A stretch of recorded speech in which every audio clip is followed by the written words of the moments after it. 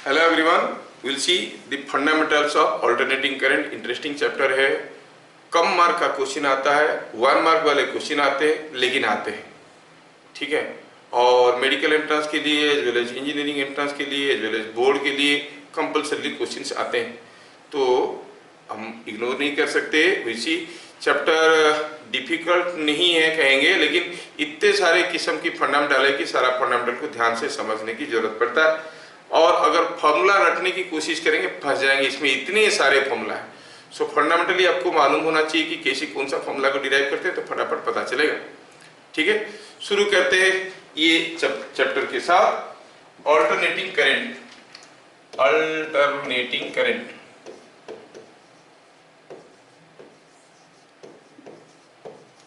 Alternating current को short form में क्या बोलते हैं? एसी। कुछ लोग बोलते हैं एसी करंट। एसी करंट नहीं, एसी मतलब अल्टरनेटिंग करंट। ठीक है, एसी करंट बोलने की जरूरत नहीं। कभी कभार बोलते बोलते हम लोग गलती से बोल देते हैं एसी करंट, नहीं, ये अल्टरनेटिंग करंट है। और जो बैटरी वाला करंट जो पढ़ रहे थे वो क्या था? It was DC, direct current. Alternating current को अल्टरनेटिंग करंट क्यों कहते हैं? क्योंकि इसका डायरेक्शन अल्टरनेट होते रहता है, बदलते रहता है ना। Direction of current is changing, तो हम कहते हैं ये अल्टरनेटिंग करंट है। कोई भी करंट अगर उसका direction during its flow continuously इसका डायरेक्शन बदल रहा है तो अल्टरनेटिंग करंट इसको हम कह सकते हैं। ठीक है, तो शुरू होता है कि डायरेक्ट करंट बनाना हमें आता है। किसी एक रेजिस्टेंस में डायरेक्ट करंट पास करना है, सिंपल है। लगा दो बैटरी उसके साथ तो करंट जाएगा, एक डायरेक्शन में ही जाएगा, नहीं? अच्छा, तो डायरेक्ट करंट बनाना हमें आता है। अब हमें अल्टरनेटिंग करंट बनाना है, तो कैसे बनाएंगे? ठीक है,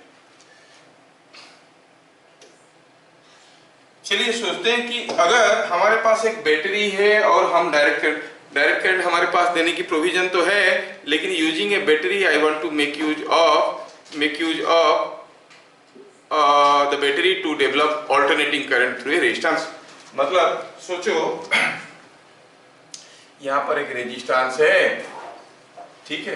अब इस रेजिस्टेंस में हमें अल्टरनेटिंग करंट पास करना है, तो समझो क्या करेंगे, कैसे करेंगे? हमारे पास क्या है? बैटरी को डायरेक्टली लगा देंगे तो डायरेक्ट करंट जाएगा। डायरेक्ट करंट मतलब the current will be in one direction only, direction will not change. अब सपोज हम कहेंगे कि यहाँ पर कोई एक कॉन्केव मेटालिक सरफेस है, यहां पर कोई एक दूसरा कॉन्केव मेटालिक सरफेस है, ठीक है। और मान लो हम ऐसा कनेक्शन दिए हैं थ्रू ए रेजिस्टेंस। सोचो कि ये कोई एक बैटरी है जिसको हम इसके अंदर जबरदस्ती सेट कर दिए, ये जबरदस्ती इसके अंदर बैठ गया ऐसे ऐसे, मतलब touching the two metallic bodies. अभी ये हाल में ये पॉजिटिव है, ये नेगेटिव है, तो ऑब्वियसली हम कहेंगे जस्ट मिनट, हाँ जस्ट मिनट, यस, ये हाल में हम क्या कहेंगे कि ये हाल में करंट ऐसे जाएगा और ऐसे फ्लो करेगा।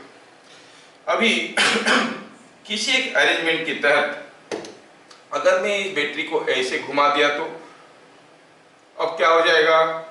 करंट ऐसे जाएगा। अगर ये बैटरी को किसी एक एक्सिस के साथ बैठा के कंटिन्यूअसली अगर हम घुमा रहे हैं, तो सोचो how is the current in the circuit. ये सर्किट में करंट कैसे जा रहा है? देखो, जब बैटरी इधर पॉजिटिव है करंट ऐसे जा रहा है, नहीं? जब बैटरी इधर को हो गया पॉजिटिव, करंट उल्टा जा रहा है, ऐसा हो गया तो करंट उल्टा जा रहा है, ऐसे। तो direction of current is continuously changing. ऐसा केसेस में जब बैटरी ऐसे घूम रहा है, ऐसा केसेस में हम देखेंगे how the current is changing in the circuit. आप देखोगे सर्किट में अगर करंट को ड्रॉ करने की कोशिश करेंगे तो फिर देखोगे जब तक बैटरी इस टर्मिनल के साथ कनेक्टेड है, मान लो करंट ऐसे था, कांस्टेंट करंट था। फिर जैसे दूसरे टर्मिनल के साथ कनेक्ट हो गया, तुरंत करंट उल्टा हो गया। ये करंट है, ये टाइम के साथ प्लॉट कर रहे हैं, करंट नेगेटिव हो गया, फिर गया, फिर आया, ऐसे ऐसे करके ये एक अल्टरनेटिंग करंट बन गया। ठीक है, ये एक अल्टरनेटिंग करंट बन गया। अब ये आसान है कोई बैटरी को ऐसे लगा के करना, बट प्रैक्टिकली फिजिबल नहीं होता है। अगर आपको कहीं टेम्पररी ऐसे एक अल्टरनेटिंग करंट जनरेट करने की बात आया तो आप कर सकते हो। You can develop an arrangement like this, जिसमें आप एक अल्टरनेटिंग करंट डेवलप कर सकते हो। प्रैक्टिकली क्या करते हैं, आप बैटरी को यहाँ इसके अंदर घिसोगे तो घिसेगा तो उसका ये खराब हो जाएगा, फ्रिक्शन के चलते काफी कुछ इफेक्ट होगा। So practically how we produce alternating current, that I want to know now. So the chapter starts from here, generation of AC.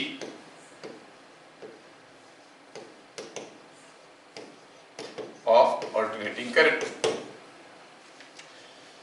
कोई आपको नहीं पूछेगा write the construction of a generator and arrange और explain how AC generated, no. पूरा चीज समझेंगे, जितना चाहिए उतना लिखेंगे, डरने की कोई बात नहीं। देखो, क्योंकि चैप्टर से आएगा 1 मार्क वाला क्वेश्चन, ठीक है। अब सोचो कि यहां पे मैं क्या करता हूं, I take an arrangement of a rectangular loop. सोचो कि ऐसा एक रेक्टेंगुलर लूप है, ये एक लूप है। ये लूप का हुआ यूं है कि इसका 2 टर्मिनल है, दीज आर द 2 टर्मिनल्स। अब इस लूप को हम क्या किए, इस लूप को किसी एक एक्सिल के ऊपर बैठा दिए हैं जिससे हम इसको घुमा सकते हैं, ठीक है। ये एक एक्सिल है जिसके ऊपर हम इसको बैठा सकते हैं, ये बैठा दिए। अब इसको पकड़ के अगर हम घुमाएंगे, ये इसको घुमाएंगे तो ये घूमेगा। हुआ यूं है कि यहाँ पर एक रिंग लगा है, just a minute, I will से here is a ring connected like this. एक रिंग है, ऐसा एक रिंग लगा और दूसरा रिंग यहाँ पे लगा है।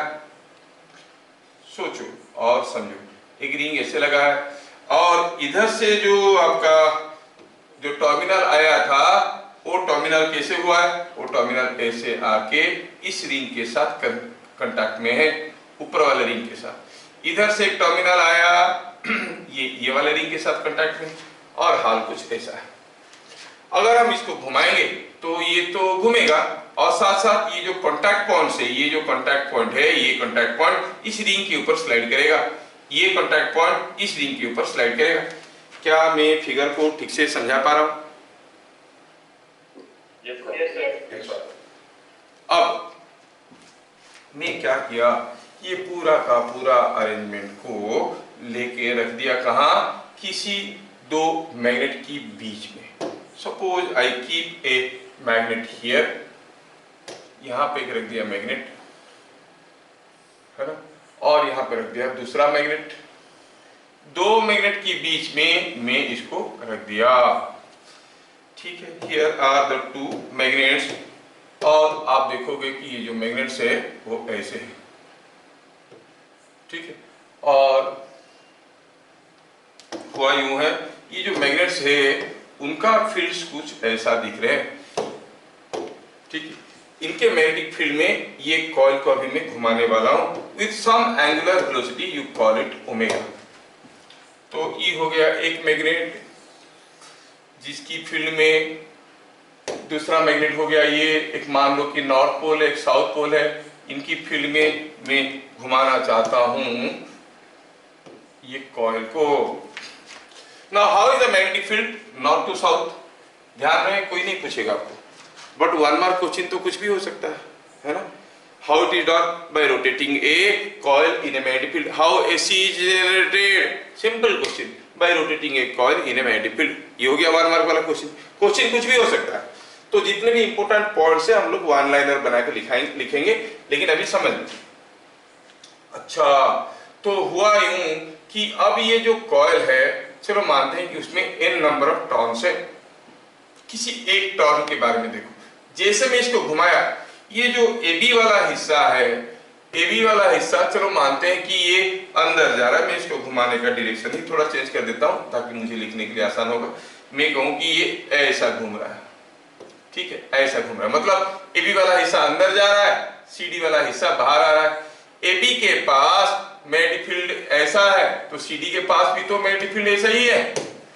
अब सोचो, ऐसा कोई एक मैग्नेटिक फील्ड है, think the magnetic field is from north pole to south pole, और ये जो कॉइल है, ये जो बार है, ये अंदर की तरफ जा रहा है।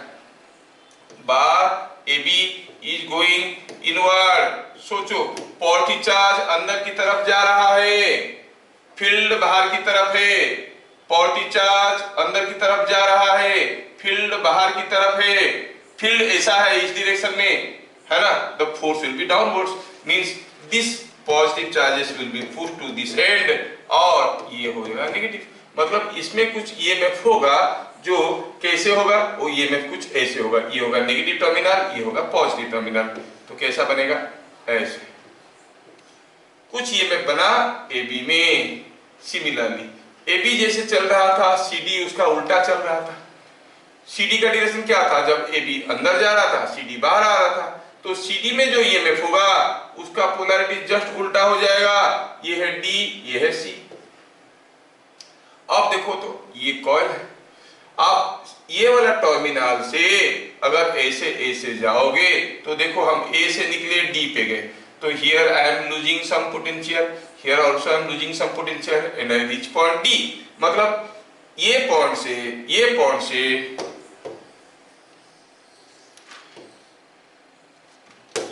से अगर मैं A से जाता हूं D तक, मैं कुछ पोटेंशियल लूज कर रहा हूं। मतलब रिंग नंबर 1 अभी हायर पोटेंशियल में है, रिंग नंबर 2 अभी लोअर पोटेंशियल में है। समझ में आया क्या? क्योंकि यहाँ पे जो बैटरी है वो बैटरी कैसा, इसका हायर पोटेंशियल A में, ठीक है ना। मतलब ring number 1 is at higher potential. देखो A is connected to higher potential, D is connected to lower potential. ये हायर पोटेंशियल में है, ये लोअर पोटेंशियल में है। अब ये घुमा 50 हाफ रिवोल्यूशन के बाद 180 डिग्री रोटेशन के बाद CD आ गया इस पोजीशन में, AB चला गया उस पोजीशन में, है कि नहीं। CD इधर आ गया, AB उधर आ गया, फिर से क्या हो जाएगा, अब CD इधर आ गया है, मतलब ये वाला जो साइड है वो ये हायर पोटेंशियल में रहता है, यहाँ पर जो भी रहता है वो हायर पोटेंशियल में रहता है। अब D हायर पोटेंशियल में, मतलब अभी 2 हायर पोटेंशियल में होगा, 1 लोअर पोटेंशियल में होगा, फिर से हाफ रिवोल्यूशन के बाद फिर से 1 हायर पोटेंशियल में होगा, 2 लोअर पोटेंशियल में होगा। मतलब कभी 1 का पोटेंशियल ज्यादा है तो कभी 2 का, कभी 2 का पोटेंशियल ज्यादा है तो कभी 1 का। कितने समय के बाद ये बदलाव आ रहा है, हर हाफ रिवोल्यूशन के बाद, हर हाफ रिवोल्यूशन के बाद कभी ये बड़ा ये छोटा, कभी ये बड़ा वो छोटा, ऐसे हो जाता है। समझ में? अब अगर ये जो दोनों रिंग है, यहां से मैं कोई कनेक्शन लेके आता हूं और रेजिस्टेंस लगा देता हूं, जब 2 हायर पोटेंशियल में है, 1 लोअर पोटेंशियल में, करंट ऐसे जाएगा। हाफ रिवोल्यूशन के बाद 1 हायर पोटेंशियल में, 2 लोअर पोटेंशियल में, करंट उल्टा जाएगा। That means the current through resistance is continuously changing direction, you say alternating current is developed, ठीक है। Well, now we could follow that by rotating this coil in this magnetic field you find an alternating current is developed। जितना समझ में आया उतना लिखेंगे, बहुत ज्यादा कोई पूछता नहीं है, ये तो अपनी समझ के लिए हम बताए थे और उतना ही लिखेंगे, ठीक है। तो ये बात हुआ, you need not explain how it is done, ये चीज समझ में आया, ठीक है। जो समझ में आया उसको हम लिखते हैं, थोड़ा पॉइंट वाइज करके लिखेंगे क्योंकि इस चैप्टर में 1 लाइनर चीजें काफी जरूरत की है, उनको याद रखना है, ठीक है। ये कौन है, तुम जाओ।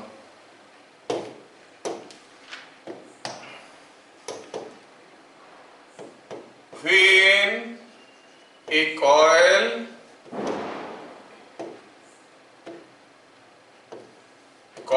is rotated in a uniform magnetic field,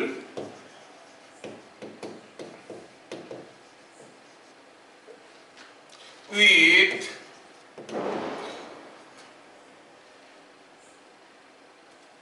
axis of rotation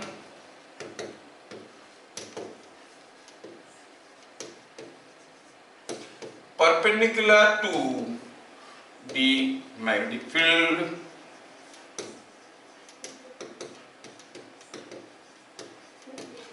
alternating EMF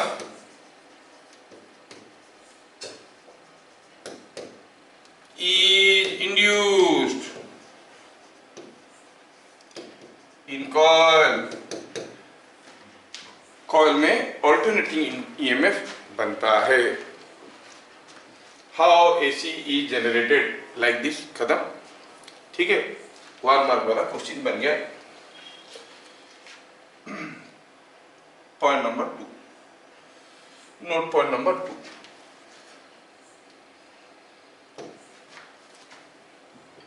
What is the EMF induced? What is the EMF induced? When phi is the flux passing through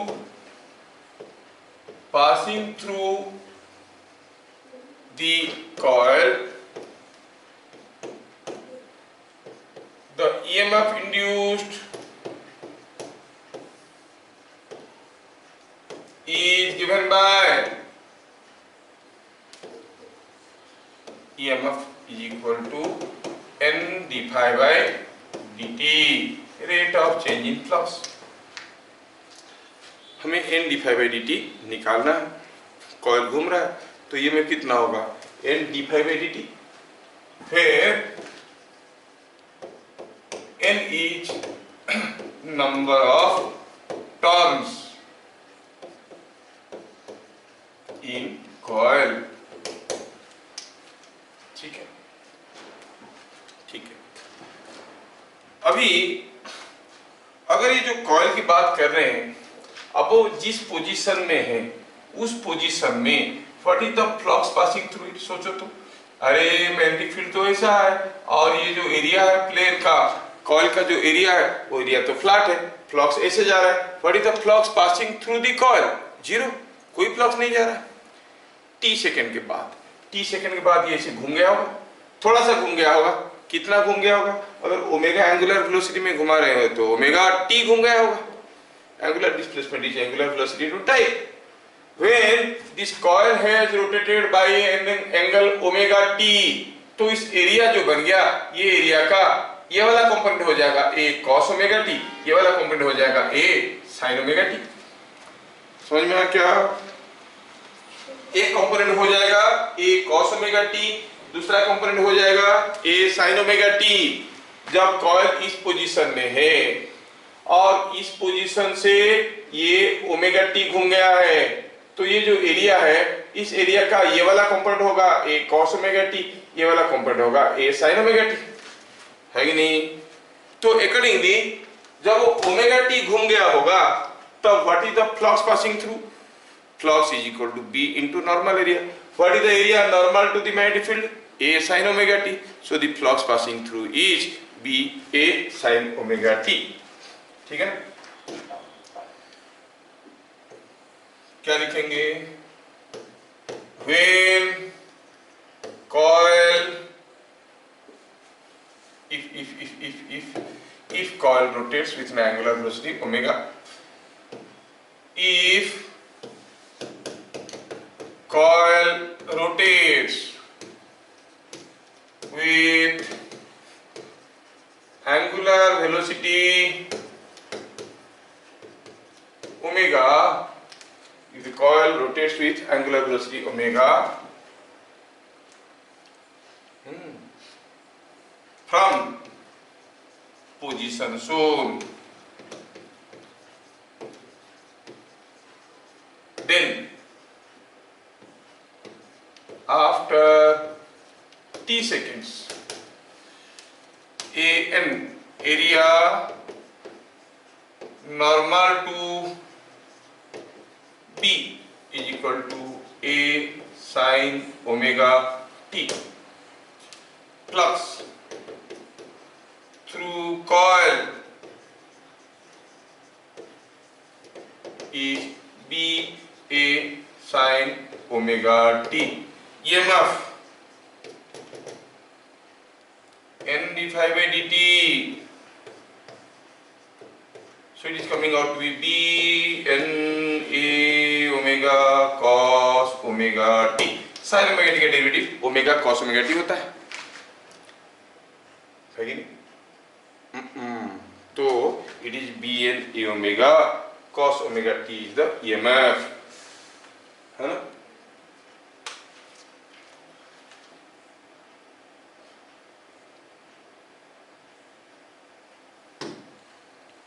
point number 10, maximum EMF induced, ये हो गया दूसरा 1 mark वाला question. क्या है? It is B N A omega. B क्या है? Magnetic field intensity, magnetic field strength और intensity. N is number of turns, A is area of coil, omega is angular frequency in radian per second। बस the maximum EMF V max, the maximum potential difference is B and omega। ये हो गया दूसरा 1 mark वाला question. How AC is generated? By rotating a coil in a magnetic field with axis of rotation being perpendicular to the magnetic field। What is the maximum EMF induced? B and A omega। So we understand all these points। ठीक है? Is it understood? Yes sir, yes sir। Point number 5। In general,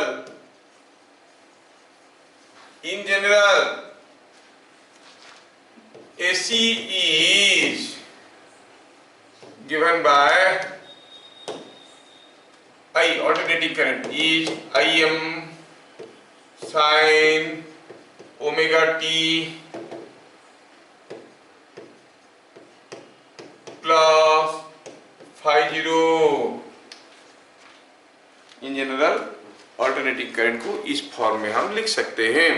क्या? I M sine omega t plus phi 0। अभी तो देख रहे थे ना, हमारा जो वोल्टेज का एक्सप्रेशन था वो क्या था? Something V M cos omega t which is sine omega t plus pi by 2, है ना? तो in general we write it like this. It is given by I M sine omega t plus phi 0। पहले जान लो कि I M क्या है। It is called amplitude और मैक्सिमम वैल्यू और पीक वैल्यू। पीक वैल्यू कहते हैं। Omega is angular frequency. क्या है ये प्रैक्टिकली? प्रैक्टिकली ये है कि आप कितनी एंगुलर स्पीड में घुमा रहे हो। So how you related to the frequency? You say it is equal to 2 pi f। f is frequency in hertz.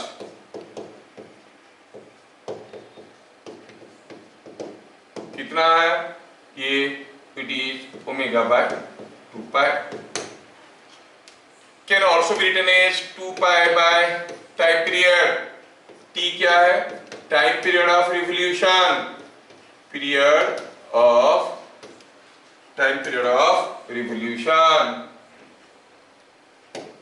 Time period of revolution कितना होता है? ये 2 पाई बाई ओमेगा को या फिर 1 बाई एफ को।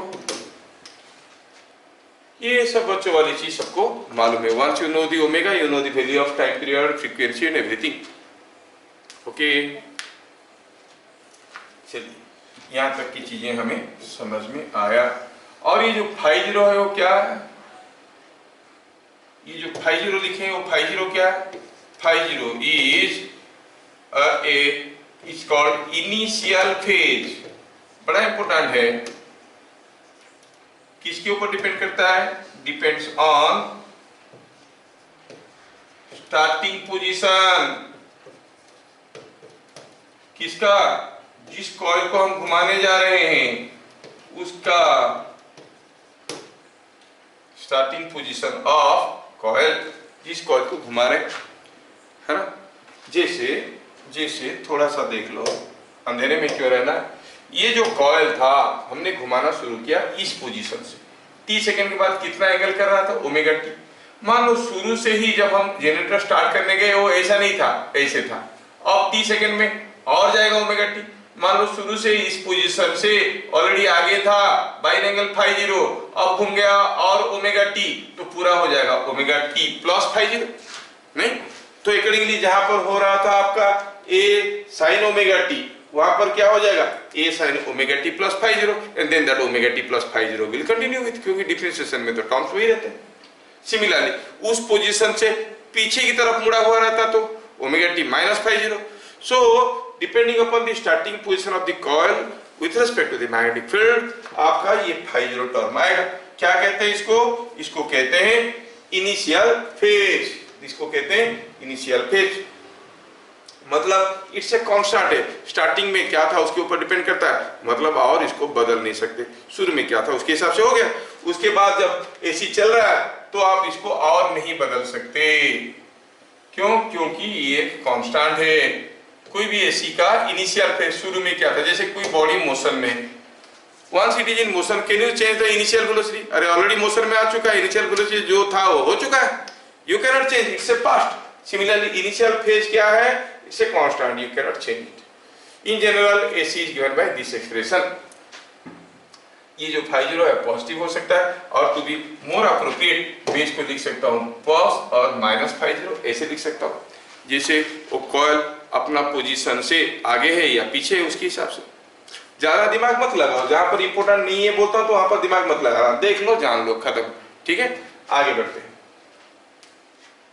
Now let us see representation of AC, how AC is represented. ये point number 6 है। Graphical representation of AC, graphical representation of AC, how you represent AC graphically। Diagram देख के आपको पता करना पड़ेगा कि AC क्या है। इन जनरल अगर हम कहेंगे कि कोई एक ग्राफ है, जैसे हम कहेंगे कि ये मान लो कि ये कोई एक ऑल्टरनेटिंग करंट है, this is what is an alternating current. और ये जो ऑल्टरनेटिंग करंट की बात आप कर रहे हो, इस ऑल्टरनेटिंग करंट में हुआ यूं है कि ये हो गया आपका time axis. So you are plotting here the variation of current with time, मतलब इसमें आप क्या किए हो, ये है करंट और ये है टाइम। तो करंट मैक्सिमम कितना हुआ, कभी पॉजिटिव हुआ कभी नेगेटिव हुआ, देखो मैक्सिमम कितना हुआ जानने के लिए देखना पड़ेगा ये वैल्यू क्या है, ये वैल्यू क्या, these are all representing the maximum values. यहां पर करंट अगर Im है तो यहां पर माइनस Im है, समय के साथ बदल रहा है। और इन जनरल अगर मैं ऐसा कोई एक करंट को कहता हूं Im साइन ओमेगा टी, तो आप कहोगे इसमें टाइम पीरियड क्या है, अभी तो देखे थे time period was 2 pi by omega. किसको कहते हैं, कोई एक ग्राफ का, पीरियडिक ग्राफ का जो पार्ट रिपीट होता है उसको कहते हैं वन कंप्लीट वेव। तो रिपीट कहां से होता है, ऐसा बड़ा घटा 0 हुआ फिर बड़ा, यहां से फिर से रिपीट हो रहा है, मतलब यहां से यहां तक का चीजों को आप कहेंगे वन टाइम पीरियड। ये T/2, ये 3T/2, 2T and so on. समझ में आ रहा है क्या? बस ये याद रखना, द हाइट रिप्रेजेंट्स एम्पलीट्यूड और ये time period is T and the graph goes like this. अगर आपको ऐसा कोई एक दिया गया AC, तो देख के भी आपको टाइम पीरियड निकाल लेना चाहिए। ऐसे ग्राफ दे दिया गया, इधर वैल्यूज दिया गया होगा और बताओ what is the time period, तो आप निकाल लोगे। समझ में आया? अच्छा, ये तो है कि अगर AC हमें ऐसा रंग रूप में दिया गया है तो how will draw the alternating current, this is called graphical presentation, this is what is called graphical presentation of AC। चलो मानते हैं ग्राफिकल प्रेजेंटेशन हम समझ गए। अभी यहाँ पे मैं आपको कुछ और भी दिखाना चाहता हूँ, क्योंकि यहाँ पर जो ओमेगा टी प्लस फाई वाला टर्म था वो नहीं, ठीक है। सपोज हम कहेंगे कि हमारे पास 3 ऑल्टरनेटिंग करंट है। पहला है कैसा, say I1 is equal to Im sine omega t, ठीक है, साइन ओमेगा टी। I2 क्या है, suppose Im sine omega t plus phi 0। I3 क्या है, I3 Im sine omega t minus phi 0। ऐसा करके दिया गया है आपको, ठीक है, ऐसा करके 3 करंट दिया गया है और इनको ग्राफिकली ड्रॉ करके दिखाना है कि कैसे करते हो। क्या समझ में आया, नहीं आया, देलास की और ग्राफिकली दिया रहेगा और उसमें से कुछ पूछ लेंगे आप। वेल, मैं ड्रॉ करने की कोशिश करता हूं। तो ऐसा करते हैं, मैं ले लेता हूं पहले टाइम एक्सिस, ये ले लिया करंट, ये ले लिया करंट, और ये ऐसा, ठीक है, ये ले लिया टाइम एक्सिस। अब मैं करंट को ड्रॉ करने की कोशिश करता हूँ। ध्यान से देखो मैं कैसे कर रहा हूँ। मैं पहले I1 को ड्रॉ करूंगा। कैसे I1 को ड्रॉ करूंगा, आई will say I1 is Im sin omega t, peak value will be Im। मैं क्या करता हूँ, I go for a variation like this, ऐसे आया, ऐसे आया, ऐसे आया, this is what is I1, suppose this is what is I1। Sir ऐसा क्यों हुआ, इसलिए हुआ कि t इज इक्वल टू 0 में, at t is equal to 0 I1 का वैल्यू क्या था, साइन 0 0 है, तो ये 0 था। फिर आगे बढ़ गया, साइन का फॉर्मूला आपको मालूम है, how we plot a graph, you know it. I2 को देखो तो t इज इक्वल टू 0 में, at t is equal to 0 omega t 0 था, but sine phi 0 is not 0, there was some value, some positive value. तो at t is equal to 0 अगर हम कहें, at t is equal to 0 अगर हम कहेंगे कि, just a minute for your visualisation, at t is equal to 0 अगर हम कहेंगे कि बताओ what is I2, it is some positive value, I2 is some positive value, कब, at t is equal to 0, t is equal to 0 में I2 is some positive value. देख लो, t is equal to 0 में I2 0 नहीं है। I2 कौन है, I1 तो ये था, I1 तो ये था, ये आपको ड्रॉ करने के लिए आएगा, ध्यान रखना, ये I2 है। समझ में आया क्या, the plot the current in graphical form, कौन सा, Im sin omega t plus phi 0, तो देख के ऐसे पता करो, समझ में आया। और अगर हम कहेंगे I3 सोचो तो थिंक ऑफ I3 क्या है, at t equal to 0 it was sine minus phi 0, that is minus of Im sin phi 0, क्योंकि sine minus phi 0 is same as minus sine phi 0, तो मतलब t इक्वल टू 0 में ये negative था, तो कैसा होगा, चलिए ड्रॉ करके देखते हैं कि कैसा होगा, ये कैसा होगा। ले आते हैं इसको थोड़ा इधर, है ना, ये था, देखो मैं इसको ड्रॉ करने की कोशिश कर रहा हूँ, just a minute.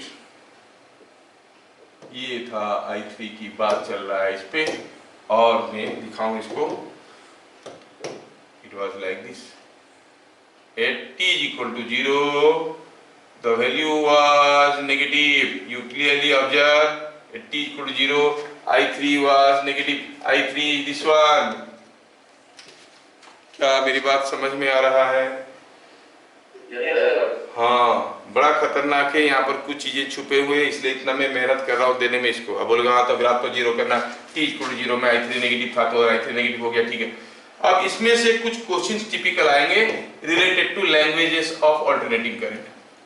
Alternating current की लैंग्वेज में देखो, यहाँ पर I1 का इनिशियल फेज क्या था, 0, I2 का फाइ 0, और फाइ 0 लिखने की जगह कुछ फाइ 1 लिख दो, क्योंकि I2 था तो चलो फाइ 2 लिखते हैं, I2 था तो लिखते हैं फाइ 2, उसका फेज एंगल क्या था, फाइ 2, और I3 था तो फेज एंगल क्या था, चलो कहते हैं phi 3, for our understanding only phi 3। अच्छा, कोई रीजन नहीं कैसे लिख रहे, तो I2 का केस में क्या है, I1 का केस में क्या है, I2 का फेज I1 से ∅2 ज्यादा है, तो हम कहते हैं I2 leads I1 by a phase angle ∅2।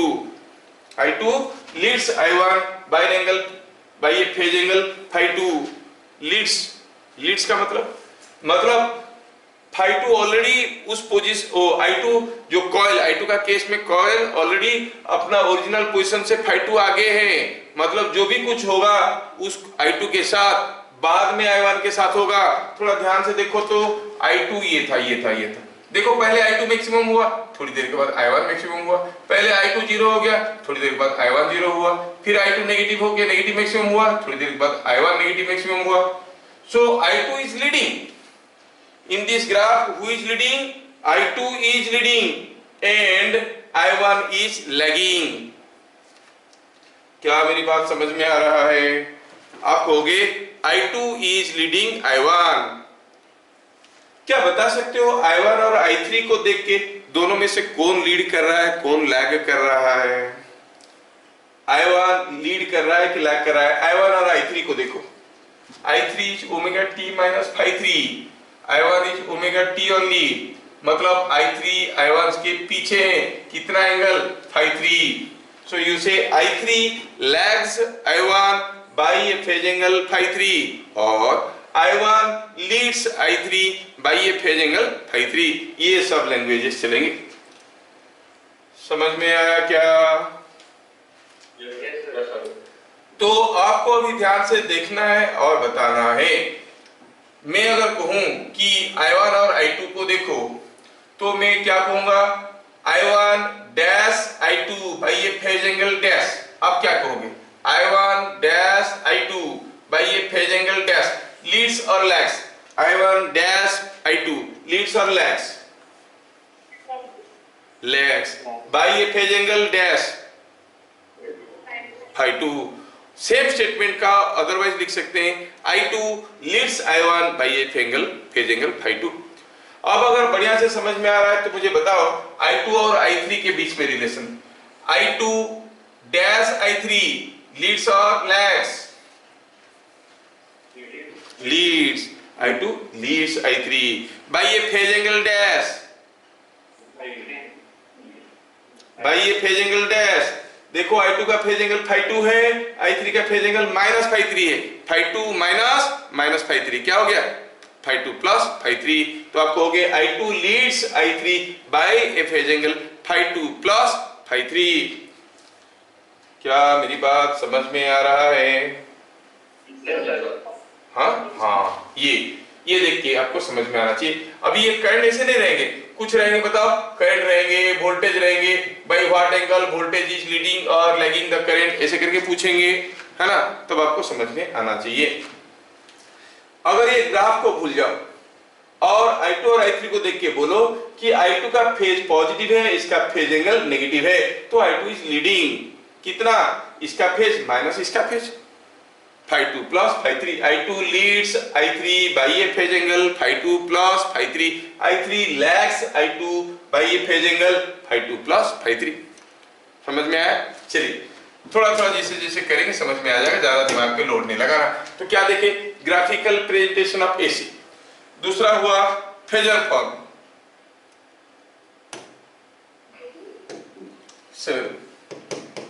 Phasor form और vector form.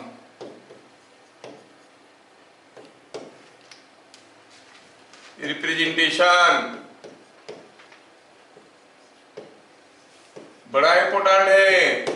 You know earlier discussions current was a scalar quantity, but here in this chapter current is to be treated as a vector quantity, क्योंकि उसका direction रहेगा। ठीक है, AC में इसको हम vector जैसे डील करेंगे, इसलिए वेक्टर फॉर्म में AC को कैसे रिप्रेजेंट करते हैं? आपका पहले DC में जो पोटेंशियल था, it was a Warner so scalar quantity, but now it is a vector quantity because it has also a direction. कौन सा डायरेक्शन में क्या पोटेंशियल है, डायरेक्शन के ऊपर बदलेगा। We have to treat it as a vector quantity. बड़े confusing है, बट देन आसान। लेट अस फेजर फॉर्म में मैं यही 3 करंट को लिखना चाहता हूं जिसको मैं ग्राफिकल फॉर्म में लिखा था। ये हमारे 3 करंट है, देख लेना। ये 3 करंट को मैं अब लिखना चाहता हूं कैसे, फेजर फॉर्म में। ठीक है, I want to write these 3 currents in phasor form। ठीक है, ठीक है। तो पहले क्या करेंगे, इसके लिए फेज डायग्राम ड्रॉ करेंगे। कैसे, ये हो गया पहला वाला, हाँ ये एक्सिस है और ये दूसरा एक्सिस है। We draw the phasor current, जिसको कहते हैं फेज डायग्राम। क्या कह रहे हैं इसको, फेज डायग्राम। और वेक्टर डायग्राम, इसमें हम क्या करते हैं, हम ये जो ऑल्टरनेटिंग करंट्स है we represent them by arrow mark. I1 को देखो तो लिखा है Im sin ओमेगा टी, समझने के लिए हम कह सकते हैं कि sin ओमेगा टी प्लस 0। ठीक है, मतलब ये जो करंट I1 है it is represented by an arrow mark, it is represented by an arrow mark whose angle with the real axis, ये रियल एक्सिस है। ठीक है, रियल एक्सिस के साथ 0 है। लेंथ कितना है, लेंथ इज I1, आप कहोगे इसका लेंथ है I1, oh sorry, length is Im, इसका लेंथ कितना है Im। The peak value, maximum value will be representing the length, it's a vector.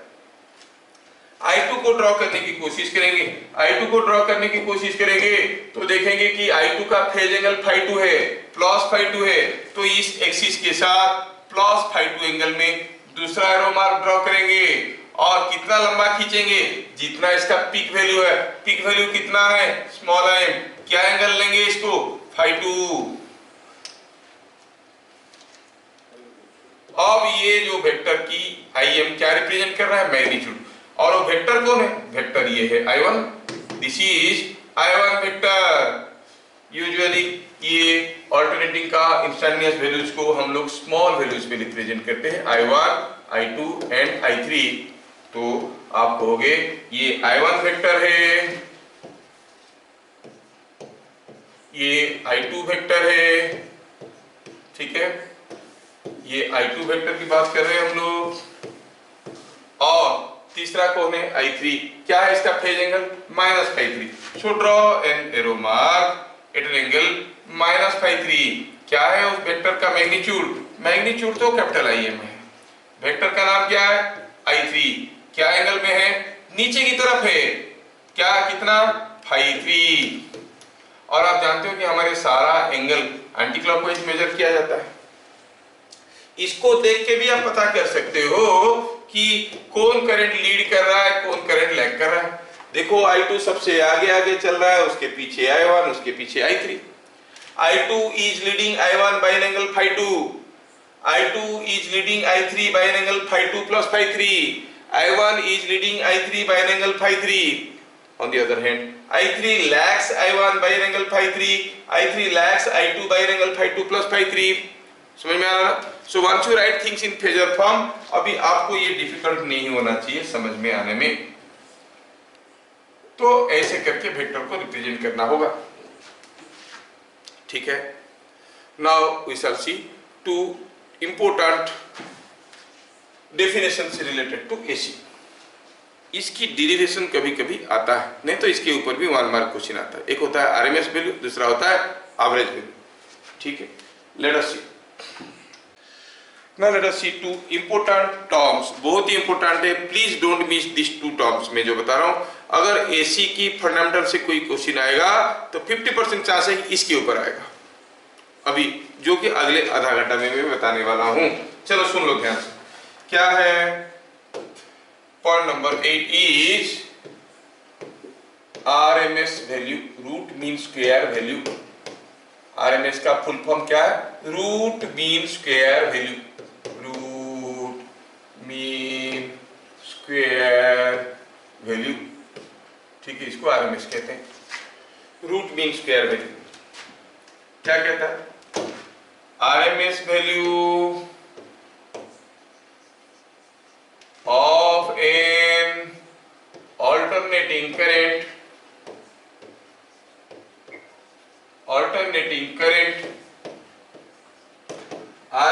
value of an alternating current is defined as the equivalent DC। Definition directly आएगा लिखने के लिए, equivalent DC which when passes through same resistor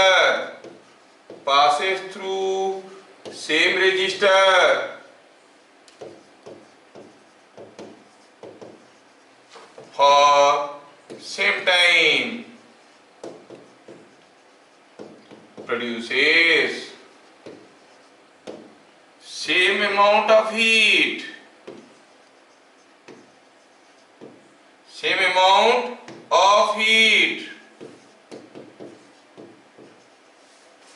as in case of AC के case में जितना heat develop होता है उतना ही हीट अगर डेवलप होगा तो जो करस्पॉन्डिंग DC है उसको RMS वैल्यू कहेंगे। डेफिनेशन काफी लंबा है लेकिन मतलब समझने की कोशिश करोगे तो कुछ नहीं है। मतलब इज वेरी सिंपल। क्या मतलब है, थोड़ा मतलब समझाने की कोशिश करते हैं। आपके पास कोई एक अल्टरनेटिंग करंट है, चलिए मानते हैं कि ये आपके पास कोई एक अल्टरनेटिंग करंट है, आपको इसका RMS वैल्यू चाहिए। अच्छा, ये करंट है, ये टाइम के साथ ऐसे बदल रहा है। आपको करना क्या है, you find out A corresponding DC में मतलब कांस्टेंट करंट होता है, से I इज द DC। ये हो गया करंट विद टाइम, ये टाइम के साथ कांस्टेंट है, ये बदल रहा है। हम कहेंगे ये जो अल्टरनेटिंग करंट है ना, इसका RMS वैल्यू ये है। कब ऐसे कहेंगे, कब कहेंगे कि इसका RMS वैल्यू ये है, ठीक है ना। ओके,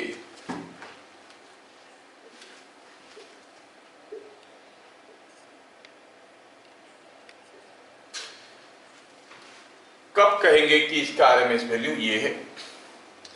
तो एक काम करते हैं, पहले इस करंट को पास करते हैं किसी एक रेजिस्टेंस R में। किसी एक रेजिस्टेंस R में ये जो करंट था I, इसको पास करवाए कितना समय के लिए, T सेकंड के लिए।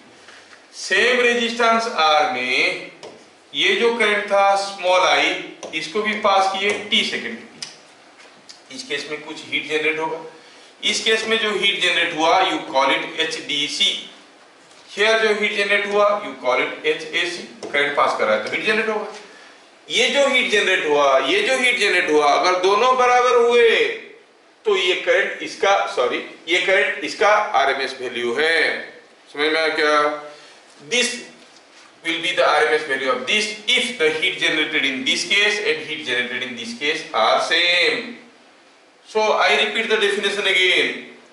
RMS value of an alternating current is defined as the equivalent DC which when passes through same resistor for same time produces same amount of heat as in case of AC. समझ में आया? AC के case में जैसे heat generate होता है, DC में भी अगर उतना ही हीट जनरेट हुआ तो हम कहेंगे कि उसका RMS वैल्यू है। अभी DC के केस में जितना हीट जनरेट होगा, AC के केस में उतना हीट जनरेट होने से जो DC है, जो डायरेक्ट करंट है, वो AC का अल्टरनेटिंग करंट है। कहेंगे DC के केस में कितना हीट जनरेट होगा, अरे भाई अगर I करंट जा रहा है, I स्क्वायर आ रहा है पावर, T सेकंड में हीट जनरेट होगा I square R T. This is equal to AC के केस में कितना हीट जनरेट होगा, हाँ करंट अगर I है तो I स्क्वायर आर टी। अरे नहीं नहीं, करंट यहाँ पे कांस्टेंट है क्या, करंट तो कंटिन्यूअसली बदल रहा है। ठीक है, किसी एक समय पे पावर कितना है I स्क्वायर आर। क्या ये पावर कांस्टेंट है, नहीं, करंट का मैग्नीट्यूड तो बदल रहा है तो पावर का मैग्नीट्यूड भी बदल रहा है। तो फिर कैसे निकालेंगे कितना हीट जनरेट होगा। चलो पहले देखते हैं कि dt सेकंड में कितना हीट जनरेट होगा, I square R dt। Total t second में कितना हीट जनरेट होगा, इंटीग्रेट करो 0 टू t। हाँ, ये दोनों बराबर हो गए। थोड़ा सिंप्लीफाई करो तो क्या मिल रहा है देखो तो, I square is equal to मैं इधर का आर को काट पीट के छोटा कर रहा हूं, ये दोनों तरफ से आर कांस्टेंट है, कट गया, क्या मिला, I square is 1/t 0 to t I square dt, कौन, आई स्क्वायर। हमें क्या चाहिए, आरएमएस वैल्यू, कौन है RMS value, this capital I is RMS value. तो क्या मिलेगा आपको, आई आरएमएस, आरएमएस वैल्यू क्या है, ये आई स्क्वायर का root over, that is I. Root over निकालेंगे तो कैसे निकालेंगे, ये पूरा का root over, it is root over of 1/t 0 to t I square dt। हाँ, तो किसी एक ऑल्टरनेटिंग करंट का हम कैसे निकालते हैं, किसी एक ऑल्टरनेटिंग करंट का हम कैसे निकालते हैं आरएमएस वैल्यू। आपके पास फॉर्मूला सामने आ गया, you got the formula now.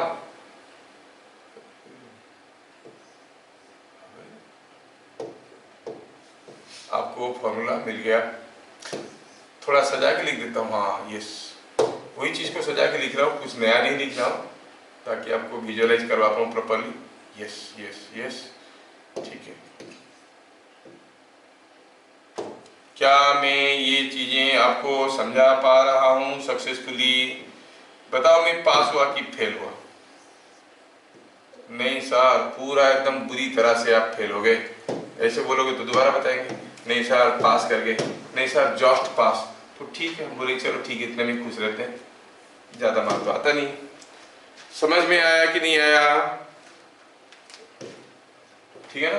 तो आरएमएस वैल्यू का फॉर्मूला का डेरिवेशन पूछेंगे तो ये लिखना होगा, और ये फॉर्मूला अगर आपको ठीक से नहीं दिख रहा है यहाँ पे तो इसको मिटा के ठीक से लिखता हूँ, I will write like this, I will से आई आरएमएस किसको कहते हैं, ये जो करंट है, ये जो करंट है इसको आरएमएस वैल्यू कहते हैं। क्यों, क्योंकि इसके केस में हीट में डीसी में जितना हीट हुआ था एसी में उतना हीट हुआ था, और ये आई का वैल्यू कितना है, आई स्क्वायर, अगर ये पूरा चीज है तो आई का वैल्यू हो जाएगा root over of 1/t integration of 0 to t I square dt। Sir कितना टफ चीज है, सब चीज याद रखना पड़ेगा क्या, बस फॉर्मूला ही याद रखना, कभी करने की जरूरत नहीं पड़ेगा आपको, कभी ऐसा इंटीग्रेशन करने की कोई जरूरत नहीं पड़ेगा, वैल्यू याद रखना, समझ में आया। अच्छा, अभी अगर कोई आपको पूछ ले कि what is RMS value of I M sine omega t, आपको याद रखना ये इंपोर्टेंट है कि for I is equal to I M sine omega t plus और माइनस फाइव जीरो कुछ भी रहे, अगर आप आई आर एम एस निकालने की कोशिश करोगे they will ask you what is the RMS value of this, आपको फॉर्मूला मालूम है, बस फॉर्मूला लिख देना है ना, 0 to t I square sine omega t और आई स्क्वायर dt का इंटीग्रेशन लिखे थे ना, स्क्वायर dt, हाँ स्क्वायर dt का इंटीग्रेशन का होल रूट ओवर, और आई आर एम एस का स्क्वायर ये है, वहां से सीधा लिख देना आई आर एम एस, और वैल्यू कितना होगा मालूम है, it is simply I M by root 2। Teacher सोचेंगे कितना दमदार स्टूडेंट है, सारा स्टेप को खा गया, जबकि आपको आंसर याद है ना, कोई नहीं पूछेगा आपकी मैथमेटिक्स के बारे में, they'll just ask you what is the RMS value of this, you say it is im by root 2। क्या मेरी बात समझ में आ रहा है, Yes sir, yes, and you clearly see this RMS value is independent of omega and phi 0। याद रखना है कि RMS value is independent of omega and phi 0।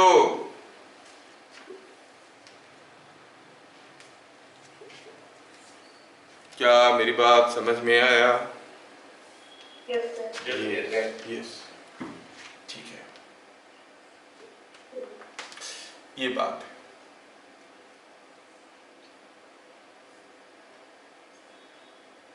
ठीक है,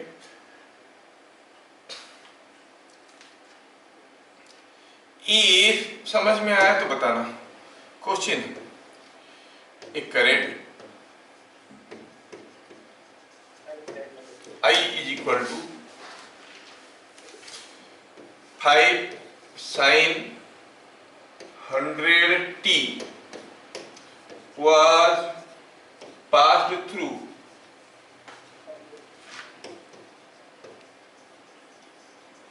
a resistance of 3 ohm for 10 seconds. Find heat generated. कितना मस्त question है, पूछा है बताओ what is the heat generated. ठीक है, तो हम थोड़ा इसको जगह बनाते हैं यहाँ पे। ये हो गया for I M sine omega t plus minus 50 की बात कर रहे थे, और आपको दिया गया है आई आर एम एस का स्क्वायर क्या होता है, ये होता है ना। और आप चाहो तो थोड़ा इसको छोटा कर दो, काफ़ी बड़ा है, इधर उधर टांग लड़ा रहा है। ये ठीक है, ये है आई आर एम एस का वैल्यू। ठीक है, निकालोगे तो मिलेगा। ये क्वेश्चन क्या दिया है, कोई एक करंट है जो कि एक्सप्रेस्ड है कैसे, in terms of time. How it is expressed, it is expressed as 5 sin 100t and it was passed through a resistance of 3 ohm for 10 seconds। कितना हीट जनरेट होगा, इसको पास करने से जितना हीट जनरेट होगा इसका इक्विवेलेंट डीसी आरएमएस वैल्यू को पास करने से उतना ही हीट जनरेट होगा। नहीं, क्योंकि आरएमएस वैल्यू क्या है, इट इज ए डीसी जिसको पास करने से उतना हीट होता है जितना एसी पास करने से होता है। तो क्या कहेंगे सॉल्यूशन में क्या कहेंगे, RMS value of given current कितना है, फॉर्मूला तो मालूम है, Im/√2। अंदर क्या है भूल जाओ, Im मतलब पीक वैल्यू कितना है 5, सो यू सेड इज 5/√2। ये हो गया आरएमएस वैल्यू। एक बार आपको आरएमएस वैल्यू पता चल गया तो आपको पता करना है what is the heat generated when this current passes for 10 seconds. अरे आरएमएस वैल्यू तो उसी को कहते हैं। आरएमएस वैल्यू 10 सेकंड के लिए पास करेगा सेम रेजिस्टेंस में, जितना हीट होगा ये करंट पास करेगा उतना ही हीट होगा। That is the definition of RMS current. नहीं तो हम कहेंगे heat generated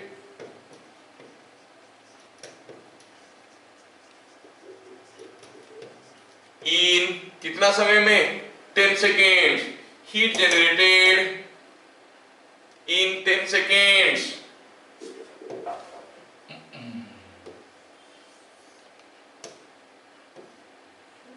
heat generated in 10 seconds.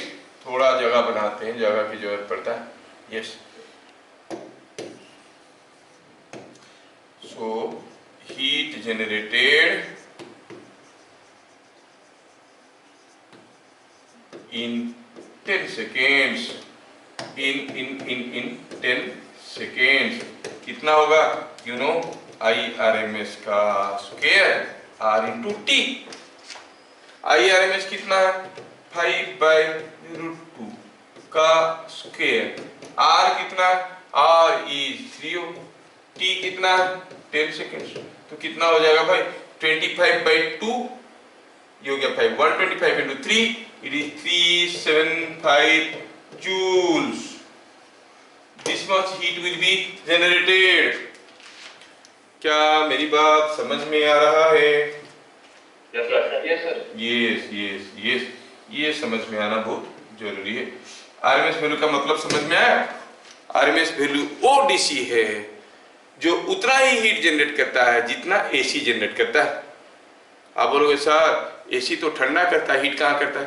अरे हम एयर कंडीशन की बात नहीं कर रहे, ऑल्टरनेटिंग करंट की बात कर रहे हैं। हाँ सर समझ में आता है ना। एसी हीट जनरेट करता है कि ठंडा करता है?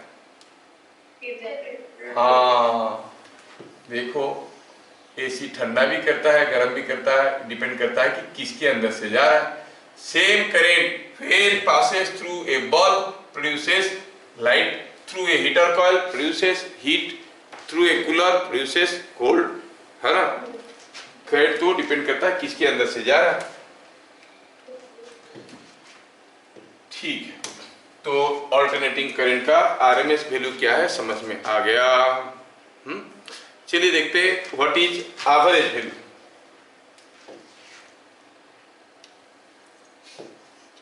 एवरेज वैल्यू क्या, डेफिनेशन वैसे ही थोड़ा सा लंबा है। Average value of an alternating current, alternating current is defined as the equivalent DC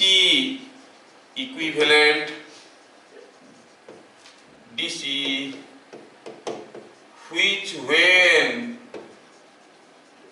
passes through same resistor, same, देखो डेफिनेशन कितना सिमिलर है, रटने के लिए आसान है। Resistance for same time produces just a minute, same time transfers same amount of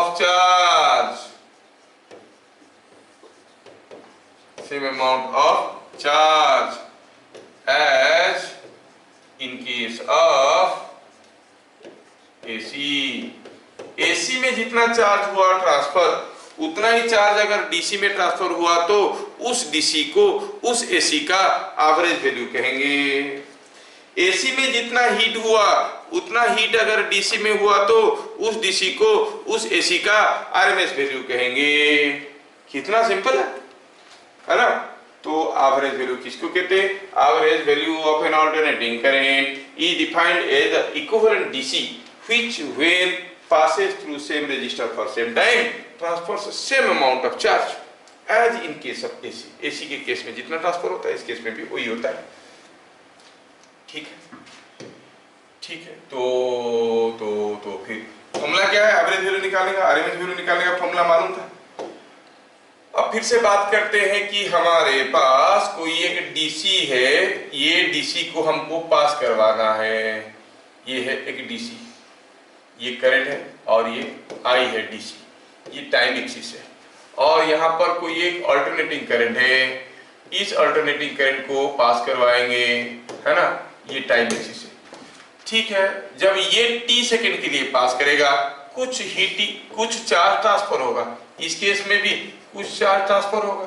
ये charge transfer बराबर हुआ तो ये करंट को इसका एवरेज वैल्यू कहेंगे।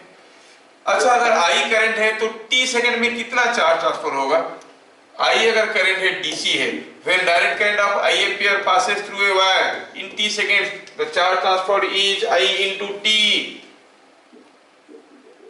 और when the alternating current passes, अब ये I into t नहीं कर सकते, क्यों? क्योंकि करंट कांस्टेंट नहीं है, करंट बदल रहा है। अगर करंट बदल रहा है तो पहले dt सेकंड में कितना चार्ज ट्रांसफर होगा, I dt। t सेकंड में कितना चार्ज ट्रांसफर होगा जानने के लिए 0 to t करो। They will not ask you derivation, they will ask you only the definition और what is the average value of this that ऐसे करके पूछेंगे। कितना सिंपल है। तो फिर I क्या है? It is average value। निकालने का तरीका क्या है? सिंपली t को इधर डिवाइड कर दो, 1/t 0 to t I dt। देखो तब का डेफिनेशन कितना, फॉर्मूला कितना डिफिकल्ट था। कब? जब हम निकाल रहे थे आरएमएस वैल्यू। यहाँ पर एवरेज वैल्यू निकाल रहे हैं, एवरेज वैल्यू का फॉर्मूला तो कितना सिंपल है, t is 1/t 0 to t I dt। क्या समझ में आया? Is it understood? Yes। Next point में देखेंगे कि अगर for I is equal to Im sin omega t, कोई एक अल्टरनेटिंग करंट है, ऐसा ऐसे जा रहा है, आप जानते हो यहां तक एक पूरा टाइम पीरियड होता है। और इन्हें करंट वर्सेस टाइम डायग्राम में the area on the diagram gives you the charge transfer. और आप देख रहे हो कि यहां पर ये एरिया पॉजिटिव है, ये एरिया नेगेटिव है। मतलब जब करंट पॉजिटिव था, जितना चार्ज गया नेगेटिव हुआ उतना करंट वापस आ गया, है ना, उतना चार्ज वापस आ गया। तो आप कहोगे कि ये पॉजिटिव एरिया और नेगेटिव एरिया बराबर होने के कारण t सेकंड में what is the total charge transfer? Zero. Total charge transfer is zero. That means you have to find out a suitable DC जो कि t सेकंड में जीरो चार्ज ट्रांसफर करेगा। और डीसी कितना होना चाहिए? वो भी जीरो, है कि नहीं? इसका मतलब हुआ for Im sin omega t over full cycle the average value is zero। याद रखना, for I is equal to Im sin omega t, average value over full cycle is zero over half cycle, क्योंकि full cycle में zero है तो half cycle में average value निकालते हैं। Over half cycle average value क्या हो जाएगा? तो आपको देखना है फॉर्मूला क्या था, 1/t 0 to t idt, ऐसा था फॉर्मूला। मतलब जब t सेकंड में कितना चार्ज ट्रांसफर हुआ पता करते थे। अब हाफ साइकिल में मतलब t/2 सेकंड में कितना चार्ज ट्रांसफर हो रहा है, तो ऐसा लिखना पड़ेगा। सिंप्लीफाई करो तो यह आ जाएगा 2/t 0 to t/2 idt। और i का फॉर्मूला यहाँ पे डालो, इंटीग्रेट करो, मत करो, सीधे लिखो, कितना होगा 2Im/π। याद रखना है average value of alternating current over half cycle is 2Im/π।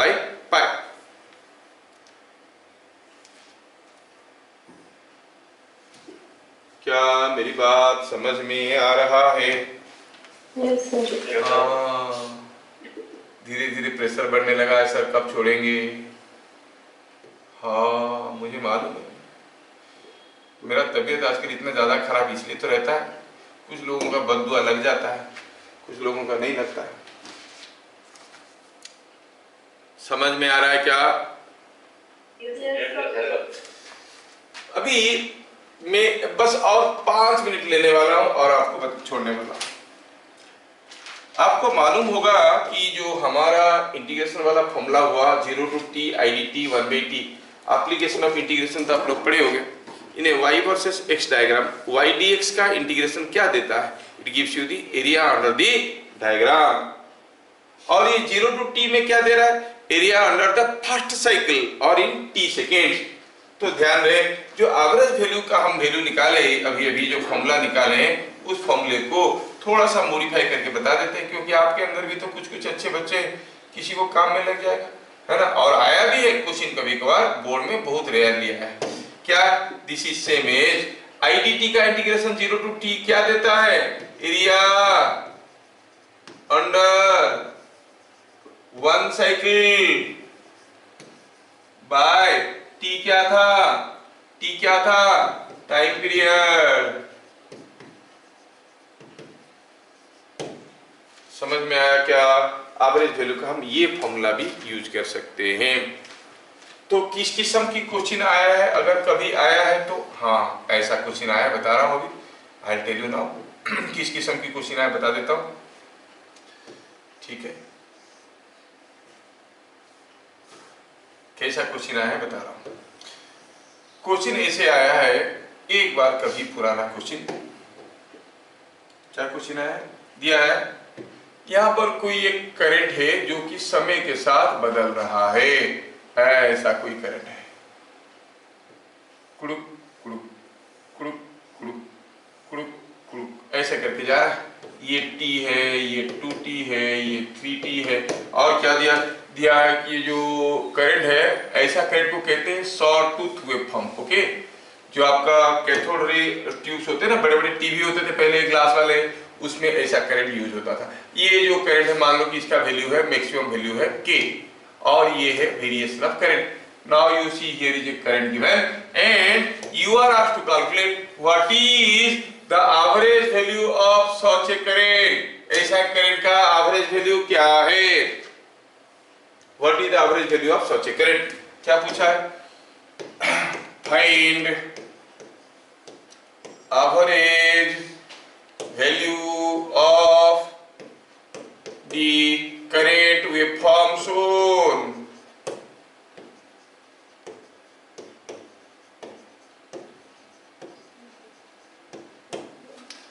Average value of the current waveform shown. ऐसा एक करंट का एवरेज वैल्यू निकालो. सॉल्यूशन करते हैं. सीधे सीधे लिखना.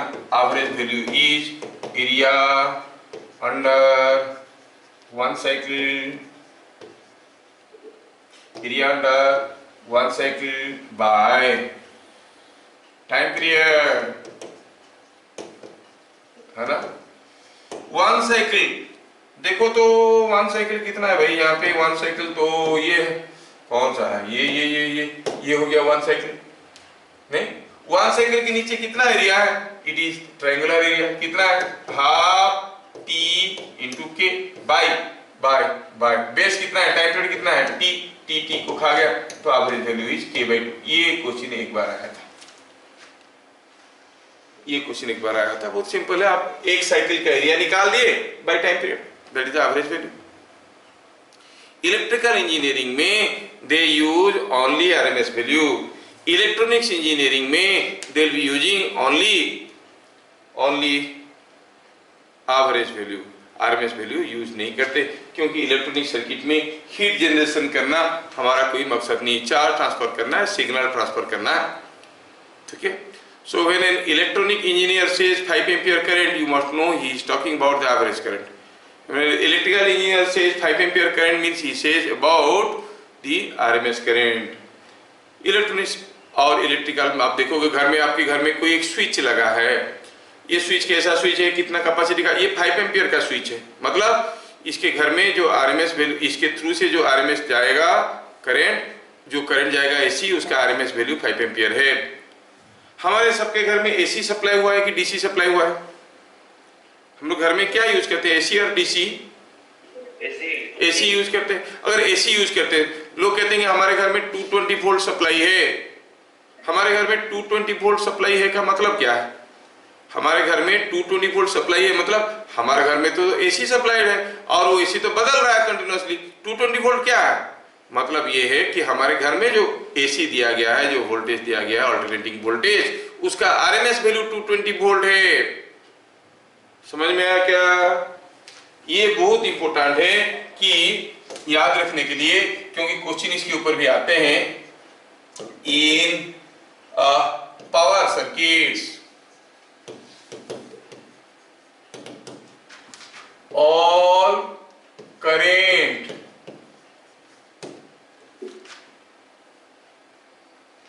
and voltages of AC are represented in terms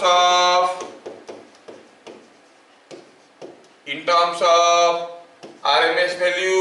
ये बहुत ही इंपॉर्टेंट है. क्यों इंपॉर्टेंट है? क्वेश्चन ऐसे आता है इसके ऊपर. Your house is supplied with 200 volt 50 hertz AC. Find maximum potential difference across house terminals. House terminal में मैक्सिमम पोटेंशियल डिफरेंस क्या है? ऐसे करके आता है. तो आप क्या कहोगे? जो दिया गया है वो क्या है? गिवन. जो भी डाटा दिया गया है वो आरएमएस वैल्यू पे दिया जाता है. मतलब जो वोल्टेज हमें दिया गया है वो आरएमएस वैल्यू है. V RMS is 200 volt. But you know, VRMS is nothing but Vm by root 2. That is equal to 200 volt. इसका मतलब the maximum voltage across your terminals is 200√2 भी। बहुत ही इंपॉर्टेंट है, इतनी बार बोर्ड एग्जाम्स में आ चुका है कि आजकल नहीं आ रहा है। केयरफुल रहना, कभी भी आ सकता है। समझ में आया क्या? बड़ा इंटरेस्टिंग और इम्पोर्टेंट है। घर में जितने सारे पावर सर्किट के करंट वोल्टेज रेटिंग दिए जाते हैं वो सारे इन टर्म्स ऑफ आरएमएस वैल्यू दिए जाते हैं। क्या चीजें समझ में आया? Yes sir. तो फिर मिलेंगे अगले क्लास और इसको आगे बढ़ाएंगे। तब तक के लिए जय हिंद।